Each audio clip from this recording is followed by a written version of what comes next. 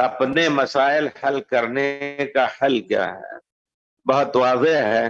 یہ جو آیت ہم نے پڑھی، اللہ تعالیٰ نے ہم لوگوں کو مخاطب کر کے کہا یا ایھا الذین آمنوا اتقوا اللہ ولتنظر نفس ما قدمت لغد. ہر ایک، یہ نہیں کہ کوئی بھی مسئلہ ہو تو جا کر کے مفتی ہی سے پوچھو، سامنے ہے بہت سی چیزیں، رات دن جانتے ہیں آپ کی کسی کو ستانا غلط ہے. اگر آپ کے دل میں ایسی چیز پا رہی ہے، لوگوں کو ستا رہے ہیں یا لوگوں کو حقیر سمجھ رہے ہیں، حقیر سمجھنا بھی دل میں یہ بھی بہت بڑے گناہ کی بات ہے، یہ کبر ہے. تو ہر ایک اپنے نفس کا مسئلہ حل کر سکتا ہے جتنا جانتا ہے. ہاں، جس مسائل کا علم نہیں تو اللہ تعالیٰ نے ہر قوم میں ایسے لوگوں کو پیدا کرے گا، اللہ تعالیٰ پیدا کرتا ہے کہ وہ صحیح مسائل آپ کو دے سکیں. اور مسائل کتاب و سنت ہی سے آپ طلب کریں. اور میرا کہنا نہ کسی ایسے آدمی سے جو کسی خاص مذہب کا پابند ہے، حدیث رسول چھوڑ کر کے مذہب کا پابند ہے، تو ایسے آدمی سے اگر آپ پوچھیں گے تو آپ بھی گناہ گار ہوں گے، وہ بھی گناہ گار ہوگا. نہ کسی دیوبندی، نہ شافعی، نہ مالکی، نہ حنبلی، کسی سے نہ پوچھیں. اس شخص سے پوچھیں جس کے بارے میں معلوم ہے کہ کتاب و سنت کا عالم ہے اور کتاب و سنت کی روشنی میں آپ کو فتویٰ دے گا. یقیناً بہت بڑا ظلم ہو رہا ہے سنت رسول پر کہ کسی کے کہنے کی بنا پر ایک مشہور کر دی گئی. ہمارے ائمہ کی یہ بات نہیں تھی، ائمہ کے مخالف ہے یہ مسئلہ. تو ہمارے ائمہ نے سب نے کہا ہے کہ حدیث رسول ملے تو اسی کو لے لو، میری بات چھوڑ دو. لیکن ہمارے بزرگ ائمہ کے بعد میں آنے والے نے بھی کسی کوئی بات کہہ دی تو وہ مذہب کی بات ہو گئی.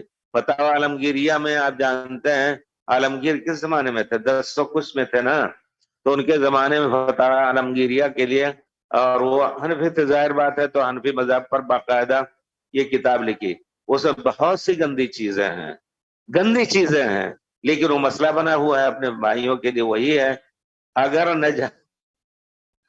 نجاست انگلی میں لگی ہے، چاٹ لیا تو پاک ہو گئی. اس قسم کے مسائل اس میں ہیں. تو بہرحال آنا چاہیے کہ ہمیں ہر میزان، ہر چیز کو میزان سے تولیں. اور میزان کیا ہے؟ اللہ کی کتاب پہ رسول کی سنت، صحابہ نے کس طرح سمجھا. ہر مسئلہ اسی پر حل کریں تو انشاءاللہ آپ خود اپنے مسئلے کو حل کر لیں گے. چھوٹے مسائل تو حل ہی ہیں، بڑے مسائل بھی آپ کے انشاءاللہ حل ہوں گے. اور آپ کسی سے بھی ایسے آدمی سے نہ پوچھئے جو کسی مذہب کے ساتھ بالکل چپکا ہوا ہے، 1 انچ ادھر ادھر نہیں ہونا چاہتا ہے. 1000 حدیث ہو.